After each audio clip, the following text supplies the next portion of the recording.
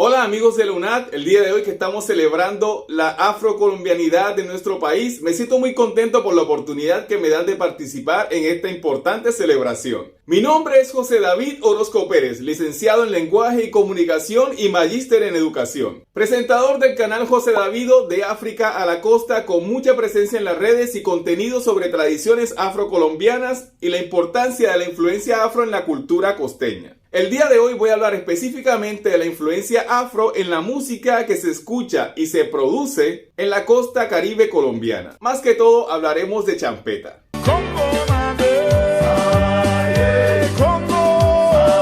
Y esta historia empieza, como dijo el Joe, en los años 1600. ¡Dice! En esa época, que fue el apogeo del comercio de personas esclavizadas, la provincia de Cartagena fue uno de los principales puertos esclavistas de nuestro país. Por esta razón había tanta presencia de personas provenientes de África en nuestra región. Como ya sabemos, bajo el liderazgo de Bencos Biojó, muchas de estas personas lograron librarse de la esclavitud y formar sus propias poblaciones llamadas palenques, entre los cuales resalta San Basilio de Palenque, quienes lograron conservar sus tradiciones y su propia lengua.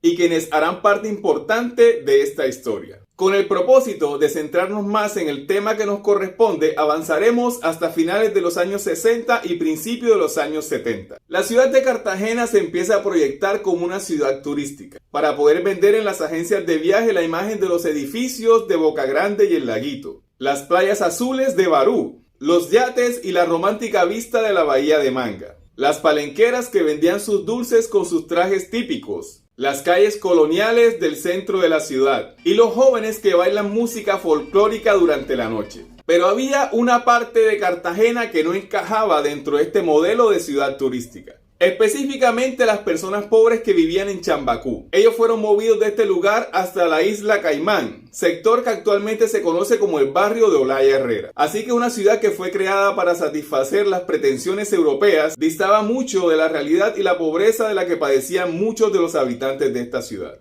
Por esa razón, la pobreza en Cartagena tenía una ubicación geográfica y un color de piel específico. Hablo de los cartageneros que viven más allá de las murallas. Para esa época se empezaron a popularizar los clubes de baile. Estos clubes se crearon inicialmente para los estratos más altos de la ciudad y luego para estratos medios. En estos clubes se disfrutaba de la música de la época. La música colombiana, boleros, guarachas y la sonora matancera. Pero había una gran población que no encajaba dentro del canon exigido para poder participar de estos eventos sociales. Y esta población representaba la mayor parte de la gente en Cartagena. Así que entre los sectores más deprimidos de la ciudad se empezó a popularizar un invento proveniente de las Antillas. Este invento se llamó el Sound System.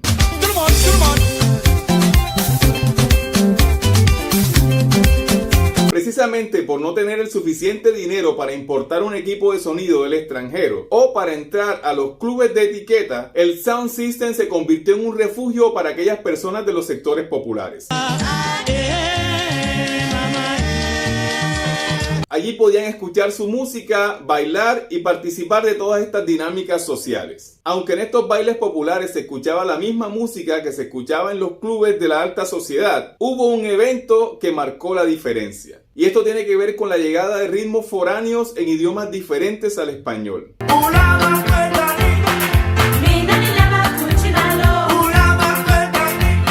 Esto marcó el inicio de una nueva era, la llegada de la música producida en África. No se sabe exactamente si fue a través de los barcos de la flota mercante gran colombiana o a través de los aviadores que participaron en la guerra de Zaire, actualmente República Democrática del Congo. Pero llegó una primera canción. Esta primera canción africana de la cual se tiene memoria se llama Mekua Mu Muraku, de Masench Alphonse y su grupo.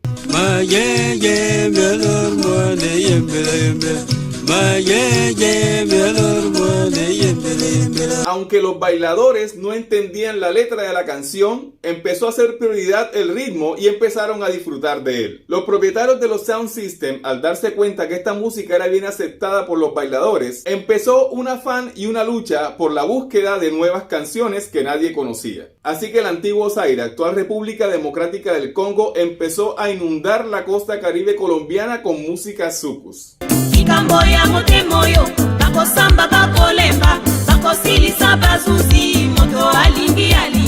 El boom de la música africana fue tal que hubo personas que se dedicaban únicamente a viajar hasta Francia, Nueva York y países de África como el Congo, Kenia, Nigeria y Sudáfrica solamente para traer estas canciones. Que yo le vendía música a todos los picos, pero en ese tiempo los picos se caracterizaban era por los exclusivos.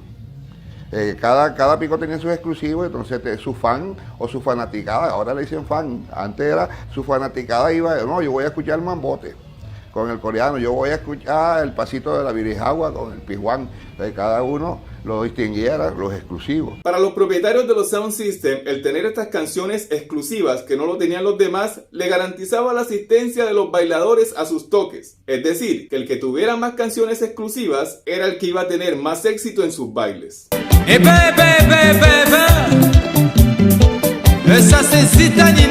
¿Y en qué momento estos sound systems dejaron de llamarse sound systems y se empezaron a llamar picos? ¿Y por qué el picó se llama picó? Con la llegada de unos nuevos tornamesas que tenían un sistema que les permitía a través de presionar un botón la aguja se levantara y se ubicara en el disco, con el nombre de Turntable Pickup o tornamesas con sistema de levantado, terminó bautizando al sound system completo y se les conocía como pickup, que por obvias razones en la costa caribe colombiana terminó reduciéndose a picó. Los asistentes a los picós tenían la necesidad de pedir las canciones que les gustaban, y como no tenían idea de las canciones, sus artistas o los países de procedencia se vieron en la necesidad de rebautizar estas canciones de acuerdo a lo que ellos escuchaban cuando sonaba, o de acuerdo a la carátula del LP o algún evento especial que sucedía cuando se inauguraba la canción. Este término se conoce como piconema. Un piconema es el bautizo que se le hace a las canciones provenientes de África en la costa caribe colombiana. Por esta razón, canciones como Abutule Cancane la conocemos como la Mua, por el sonido en su coro. O también tenemos como ejemplo la canción Vuli Nglela de Brenda Fassie, conocida por todos como el Ulises. O Mame Ma de Moro Bella Maduma, conocido como La Mencha, porque se estrenó en la época en que se estaba transmitiendo la telenovela Gallito Ramírez. La música africana, conocida posteriormente como terapia, porque representaba una terapia para los bailadores, al hacerlos olvidarlo de sus problemas y dificultades, terminó creando toda una cultura. No era solamente música, era un baile específico, era una manera de hablar, era una manera de moverse, una manera de vestir y de expresarse.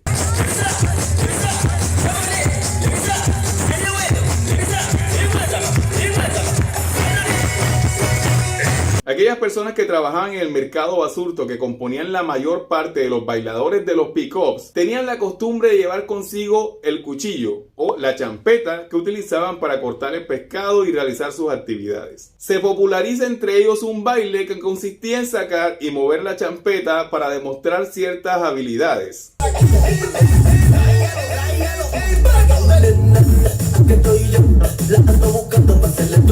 Así que estas personas fueron llamadas champetudos, y la música que escuchaban los champetudos fue llamada también champeta. Pero el término champetudo se utilizó de una manera bastante despectiva y hacía referencia a aquellas personas que no pertenecían a la clase alta, a las élites de la costa, personas de mal gusto, mal vestidas, mal habladas y también problemáticas.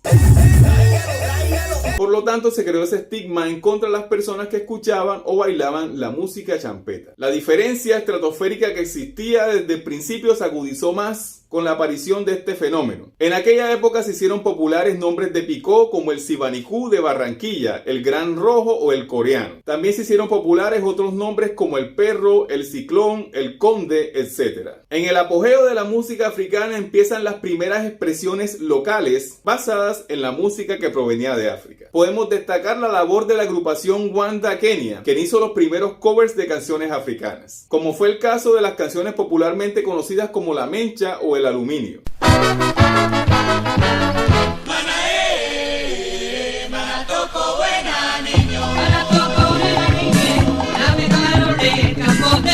Más adelante aparecen las primeras expresiones netamente culturales basadas en la música africana, y aquí es donde toman relevancia los músicos de Palenque. El señor Justo Valdés y su agrupación Son Palenque fueron los primeros en su población en empezar a mezclar la lengua palenquera sobre las pistas de canciones africanas.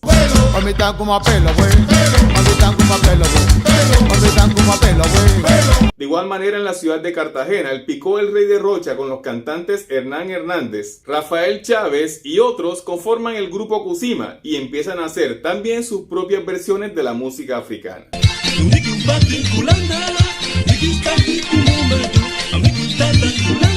Algo bastante curioso es que mientras que los palenqueros podían cantar en su lengua palenquera, los cartageneros inventaron sus propias lenguas para que su música sonara como la música que provenía de África.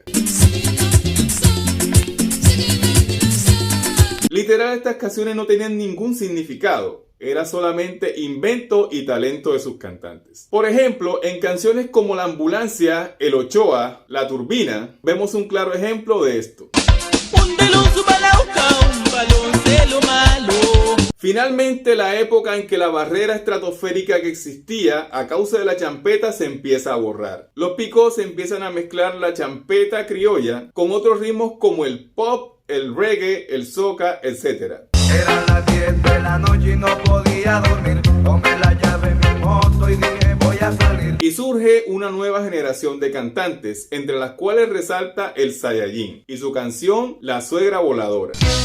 La propia nubecita, la propia nubecita. Esta canción fue un éxito total. Personas de estratos altos y bajos se confunden en el baile de esta canción. Se popularizó a nivel nacional y fue la primera vez que la terapia criolla alcanza estos niveles. Poco a poco la industria fue creciendo y la barrera se fue borrando mucho más. Actualmente los propietarios de los picó en la ciudad de Cartagena tienen una visión diferente. Las redes sociales y los bailes de tendencia han sido una gran herramienta que ha servido para lograr este propósito. Hemos visto canciones que se han popularizado en toda Latinoamérica como el serrucho. Serrucho, serrucho, esta noche doy serrucho. O la popular coreografía del avioncito que se bailó literalmente en todos lados, hasta en Corea. La tengo con las manos a los lados como el avioncito, con los ojos chiquiticos y volando bajito. Y la muestra más grande de esta conquista cultural se ve con la presentación de Shakira en el Super Bowl. Sí, señores, aquí podemos ver a Shakira bailando champeta.